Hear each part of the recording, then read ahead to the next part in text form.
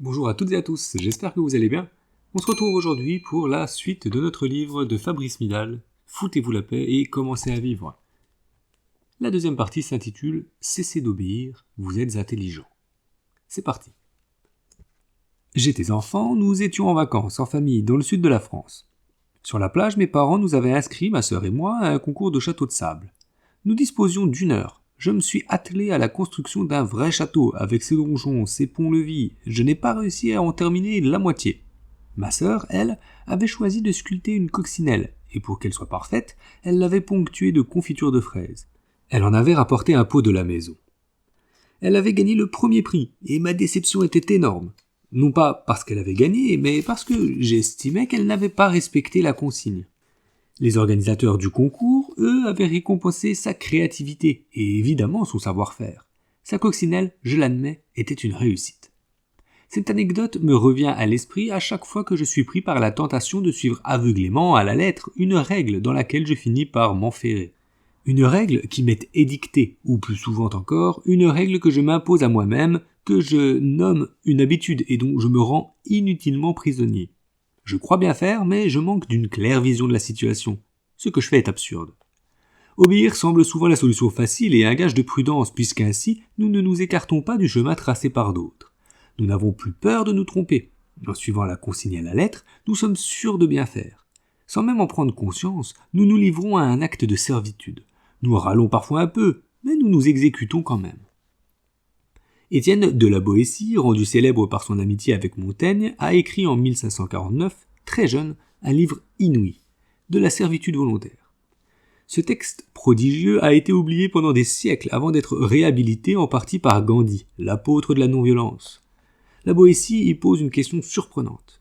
Pourquoi les hommes renoncent-ils si facilement à leur liberté pour obéir à un autre ?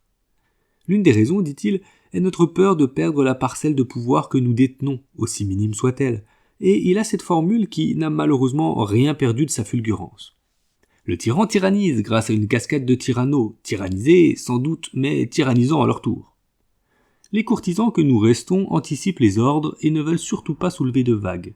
Ils se brident, servent le maître, ou le courant majoritaire, et anticipent même ses désirs, parce qu'ils en tirent profit, au moins celui d'être transparent, de se fondre dans la masse. Ils obéissent parce qu'ils ne veulent pas prendre de risques ni avoir d'emmerde. Ils acceptent la censure et s'auto-censurent. Ils sont persuadés qu'il n'existe pas pour eux ni pour la société d'autre solution que la servitude, l'abdication, l'imitation. Ils en sont arrivés à oublier leur profond désir de dire non face à l'absurdité de certains ordres. Pourtant, nous sentons bien qu'obéir sans discuter, sans comprendre pourquoi, voire sans être d'accord, nous étouffe, nous éteint, empêche l'intelligence que nous portons en nous d'éclore. Nous avons envie de dire non, mais quelque chose nous retient, une éducation, un formatage. Depuis sa naissance, le petit humain est incité à rentrer dans un moule au lieu de prendre le risque d'assumer sa propre liberté. À l'école, il apprend à appliquer des règles toutes faites, il est bombardé des connaissances nécessaires pour le rendre disponible sur le marché du travail. On ne lui enseigne ni à réfléchir, ni à être humain, mais à reproduire à l'identique, durant les contrôles et les examens, des connaissances qu'il a apprises par cœur. Notre éducation fait abstraction du monde chaotique d'aujourd'hui et de demain, où chacun sera un jour amené à changer de métier ou de lieu de vie, à évoluer très rapidement au sein de sa profession pour s'adapter à la vitesse de notre 21e siècle.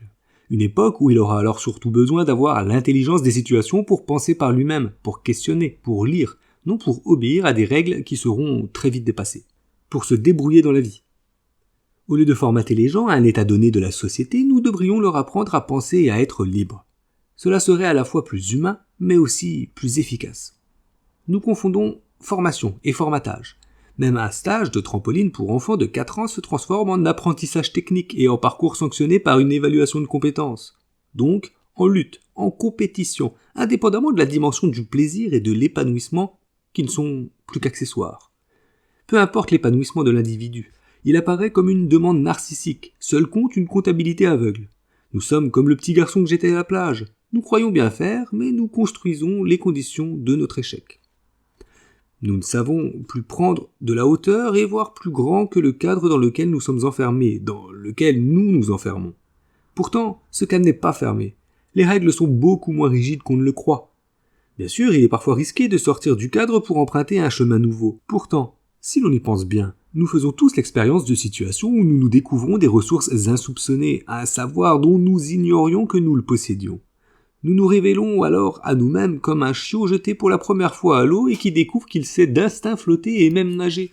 Des situations, y compris de la vie quotidienne, à première vue banales, mais où nous nous sommes transcendés. Où nous avons été géniaux parce que nous avons laissé s'exprimer cette intelligence qui ose. Ces situations-là, les grands scientifiques, les grands artistes en sont les témoins, et ils éclairent un phénomène que chacun d'entre nous peut développer.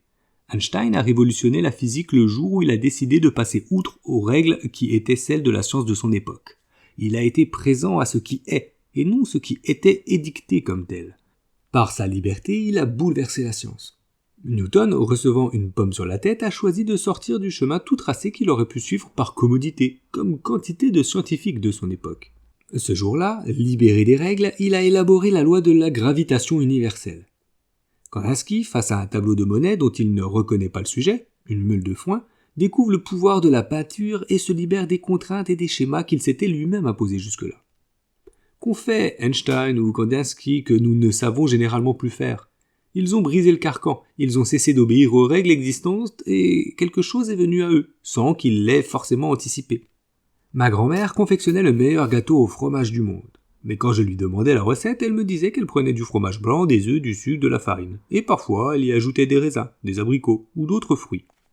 Je croyais qu'elle faisait exprès de ne pas être plus précise. Mais non, elle inventait chaque fois sa manière de faire selon son inspiration et c'était toujours délicieux, parfois meilleur, parfois moins bon. C'est ce moins bon justement qui nous tétanise. Nous sommes plus rassurés quand nous utilisons une balance de cuisine et suivons à la lettre une recette, sans rien y modifier. Quitte à toujours nous répéter, quitte à ne jamais nous surprendre, quitte à devenir une sorte de robot. Vous voulez réussir un examen, un entretien, une présentation ? Commencez par vous foutre la paix. Libérez-vous des carcans qui vous emprisonnent sans même que vous vous en rendiez compte. Découvrez d'autres forces, d'autres atouts qui tiennent de la capacité d'inventer une réponse. Le candidat à un entretien d'embauche qui s'en tient à ce qu'il a prévu de dire, qui a répété son discours, sera déstabilisé quand on lui posera une question à laquelle il ne s'attend pas. Au lieu de faire preuve de la présence d'esprit nécessaire, il sera coincé dans ce qu'il a appris, dans les règles du comment bien faire qu'il cherchera à appliquer à la lettre. Dans son obsession de vouloir tout contrôler, il ne sera pas prêt à rentrer dans la danse. Il va s'empêcher de donner le meilleur de lui-même. J'en ai moi-même fait l'expérience quand j'ai donné mes premières conférences. Je voulais tellement bien faire que je ne faisais que m'étouffer. Je multipliais les lectures, les notes, et je rédigeais un texte que je lisais. Tout le monde s'ennuyait, et moi le premier. J'obéissais à des règles que j'avais moi-même inventées. Un jour, j'ai fini par comprendre qu'il me fallait transgresser ces règles. Certes, je prépare toujours mes conférences, mais à un moment, j'arrête d'y penser. La première fois que je me suis lancé, sans texte écrit, mais avec juste quelques notes, j'ai eu l'impression d'un saut dans le vide. Et j'ai été surpris de l'intensité de l'expérience. Il se passait quelque chose que je n'avais pas prévu. Parce que j'avais commencé à me foutre la paix, à me faire confiance. Mes conférences avaient enfin trouvé vie. Je me suis souvent demandé pourquoi nous persistons à nous soumettre à des règles souvent absurdes, à des protocoles tatillons qui nous brident et nous empêchent d'avancer. Sans doute, nous avons l'impression qu'ils sont un rempart contre le chaos. C'est certainement vrai. Je suis convaincu qu'on ne peut pas vivre sans règles. Et ce n'est pas en m'opposant systématiquement à toutes les règles que je serai créatif ou vivant, que de mouvements révolutionnaires ont créé des règles encore plus rigides que celles qu'ils prétendaient dénoncer. Les casseurs qui noyautent les manifestations pensent être libres parce qu'ils s'attaquent aux règles avec violence, mais ils se trompent de servitude. Ils restent prisonniers de leur propre schéma. Beaucoup de règles sont nécessaires à la cohésion sociale, mais aussi à notre propre structuration. Il y a des horaires à respecter, des tâches à accomplir, un respect de soi et de l'autre qui doit être accepté par tous. La vraie question à se poser est de savoir lesquelles nous devons suivre. Les avons-nous choisis ou non ? Les suivons-nous par peur de nous faire remarquer, de prendre un risque, ou en toute conscience ? J'insiste car mon invitation à se foutre la peine ne consiste pas à faire n'importe quoi. Au contraire, c'est l'aveuglement à suivre certaines règles qui nous fait faire n'importe quoi. Je n'appelle pas à la sottise des casseurs, mais à l'intelligence qui existe en nous et qu'il nous faut juste apprendre à redécouvrir. Je n'appelle pas à l'anarchie, mais à la vie sans muselière. Le footballeur qui place un but magique ne transgresse pas les règles du jeu qu'il connaît pleinement, mais grâce à elles, il peut inventer sa manière de jouer. C'est là précisément ce qui fait tout le talent de certains. Ils sont suffisamment bons pour oser le geste inattendu. On a alors le sentiment qu'ils offrent tout. Quand ma sœur et moi avions participé au concours de château de sable, elle n'avait pas construit une maison en carton sous prétexte que le sable ne l'amusait pas ou la salirait. Elle s'était pliée à la règle du jeu, mais elle l'avait interprétée avec son intelligence et sa créativité. Elle s'était libérée du carcan, mais ne s'était pas pour autant exclue du concours. Oui, je suis ponctuel à mes rendez-vous, je paye mes impôts, je ne fraude pas dans le métro, je prépare mes interventions et suivre ces règles-là me libère l'esprit. Je joue le jeu social avec ces conventions, mais je veille à ne pas devenir esclave de celles-ci, à ne pas les laisser me porter dans une routine qui empêcherait de vivre. Je réponds à ces règles, je m'y conforme, mais en essayant de ne pas tomber dans une servitude volontaire. Je me fous la paix, c'est-à-dire que je m'autorise à un rapport complètement neuf, complètement vivant aux règles et à la discipline. Je ne me plie pas à une règle parce que c'est une règle, je l'intègre quand elle me rend plus libre, sinon j'essaie de la questionner. La grande leçon de la méditation, c'est justement de découvrir les dons du présent qui nous permettent de répondre intelligemment à la situation. En ce sens, la méditation que je défends est une éthique. Elle nous demande de savoir faire face à chaque situation et d'inventer un rapport juste à elle. De lâcher la pression des règles, de refuser la servitude volontaire qui favorise la tyrannie sous toutes ses formes. J'ai personnellement souffert de la fréquentation de maîtres de sagesse qui se prétendaient aptes à dire ce qu'on devait faire. J'ai connu ces maîtres à une époque où je cherchais une voie vers la liberté. Certains m'avaient impressionné parce qu'ils étaient eux-mêmes fondamentalement libres. Mais j'ai bien été obligé de reconnaître que les groupes qu'ils avaient fondés ne vivaient pas cette liberté. Ils suivaient les règles du maître et retombaient dans une soumission volontaire supportée au nom de discours spirituels enflammés qui leur faisaient croire être des sortes d'élus. J'ai vu graviter autour de certains maîtres des disciples qui perdaient peu à peu le contrôle de leur vie. À force d'obéir, ils cessaient d'avoir confiance en leurs propres ressources. À chaque pas, ils demandaient conseil au maître, lequel leur dictait la conduite juste. Ils avaient ainsi fini par annihiler leur propre intelligence. Tous ces maîtres n'étaient pas malfaisants, certains étaient généreux et justes, mais tous brisaient la liberté authentique. Nous ne pouvons pas apprendre à être, à aimer, à décider quoi que ce soit d'essentiel en nous en remettant au pouvoir d'un autre. En un sens profond, personne ne peut donner de conseils à personne. Chaque être est différent, chaque situation est unique, et la nécessité de penser par soi-même nous incombe à tous. À Londres, pendant la Seconde Guerre mondiale, pendant les ravages du nazisme, Simone Veil, qui n'avait plus que quelques mois à vivre, ne cesse de penser aux conditions du renouveau. C'est là qu'elle écrit sa note sur la suppression générale des partis politiques. Elle y compare l'appartenance à un parti et à une église, deux exemples, dit-elle, de soumission de l'intelligence et de la justice. Dans les deux cas, l'individu adhère à une pensée ou à une croyance sans en connaître tous les attendus. Il se range à des affirmations établies d'avance que parfois il ne connaît même pas. Il ne s'agit pas d'empêcher les individus de se regrouper, car le groupe est un enracinement salutaire où se déploient l'amitié et la solidarité, mais de protéger partout la liberté de l'esprit. Comme elle l'écrit, presque partout, et même souvent pour des problèmes techniques, l'opération de prendre parti, de prendre position pour ou contre, s'est substituée à l'obligation de la pensée. C'est là une lèpre qui a pris origine dans les milieux politiques et s'est étendue à travers tout le pays, presque à la totalité de la pensée. Il est douteux qu'on puisse remédier à cette lèpre qui nous tue, sans commencer par la suppression des partis politiques. En entrant dans un parti, tout individu est obligé d'adhérer à une ligne donnée. Il n'a plus la possibilité de penser. Il ne lui est pas possible de dire « je suis d'accord sur tel et tel point, mais je n'ai pas étudié ces autres positions et je réserve entièrement mon opinion tant que je n'en aurai pas fait l'étude ». C'est ce qui empêche nos sociétés d'être vraiment démocratiques. La méditation, me dit-on, est en elle-même une technique avec des règles qui lui sont propres. Ne nous conduit-elle pas à abdiquer notre liberté ? En réalité, je compare les règles cadres de la méditation à la ponctualité. Être à l'heure ne m'empêche pas d'être libre, au contraire, cela me libère du poids du retard qui encombrera mes pensées. Être à l'heure me permet de m'oublier pour être juste présent à ce qui se passe. Par leur simplicité, les règles de la méditation remplissent cette même fonction, et leur force est d'être très simple. En quoi consiste-t-elle ? La première règle est d'être présent à son souffle. C'est presque idiot, aurais-je envie de dire. De toute manière, nous respirons sans avoir besoin de consignes quant à l'inspire et à l'expire. Et nous respirons d'autant mieux que nous n'y pensons pas, que nous ne nous torturons pas à appliquer la bonne méthode de respiration consciente. Être présent à la manière dont nous respirons naturellement, et non pas à travers un exercice artificiel, est le premier pas, un pas essentiel pour se resynchroniser avec la vie en soi, pour redevenir un avec la vie. Là, vraiment, il n'y a rien de sorcier.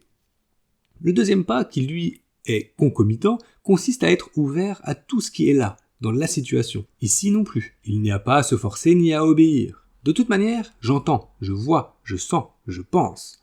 Il suffit donc de respirer, d'entendre, de voir, de sentir, d'être présent. La difficulté réside dans cette simplicité tellement élémentaire que nous avons du mal à l'appréhender, tellement élastique que nous sommes perplexes face à la liberté qui nous est donnée de la vivre, dans un rapport détendu avec elle, un rapport naturel qui n'est pas un carcan, mais une expérience tangible. Je suis alors juste ouvert à ce qui est. La règle ici me permet de restreindre le champ de mon attention et d'être ainsi plus aisément présent. En m'introduisant à la pratique, Francisco Varela m'avait donné ce premier conseil, une image que je n'ai jamais oubliée. Vous êtes dans un laboratoire, derrière un microscope. Observez avec curiosité tout ce qui se passe. Vous n'avez rien à réussir, juste à scruter. La règle, c'est le microscope, une possibilité de poser notre attention. Je reste immobile, je suis présent à ma respiration, mais ce qui importe, c'est ce à quoi tout cela m'ouvre, moment après moment. En ce sens, méditer est un acte radical. Je me fous la paix et je me libère des règles qui surgissent en moi, en particulier de celles que je m'impose, la plupart du temps sans que personne ne me demande quoi que ce soit. Il ne s'agit pas d'un exercice, il n'y a ni défi, ni instruction, il n'y a pas de réussite ni d'échec. Il n'y a que ce quart d'heure, cette demi-heure ou même parfois plus, pendant lesquels, au milieu de toutes les obligations du quotidien, je pars à l'aventure. Je cesse de vouloir méditer, je cesse d'obéir, je ne fais rien. L'ensemble de ma journée acquiert une nouvelle saveur. Faire confiance à son intelligence est une expérience profonde à côté de laquelle nous passons trop souvent, en refusant d'accorder la moindre confiance à ce que nous ressentons. Méditer m'aide à réveiller ces antennes que j'ai en moi et qui ne demandent qu'à se déployer. Pour peu que j'accepte de ne pas savoir à l'avance ce qui va advenir, de m'ouvrir à l'imprévu et à l'intelligence qui jaillira en moi. Pour peu que je me foute la paix. Cet apprentissage-là n'est jamais définitif, parce qu'on se trompe sur la liberté. Nous ne serons, quoi que l'on fasse, jamais ni tout à fait libres, ni tout à fait dans la servitude. Nous sommes tous sur le chemin de la liberté, et ce chemin-là est exaltant. C'est le chemin que je suis depuis des années. Même si j'ai grandi, je reste parfois le petit garçon à qui l'on demandait de construire un château de sable et qui n'avait su construire qu'un château de sable. C'est la fin de notre deuxième partie. Comme d'habitude, racontez-moi, qu'est-ce que vous en avez pensé? Est-ce que ça vous a plu? J'ai trouvé très intéressant toutes les comparaisons, toutes les petites expériences qu'il a vécues et tout ce qu'il a entendu dire sur la méditation.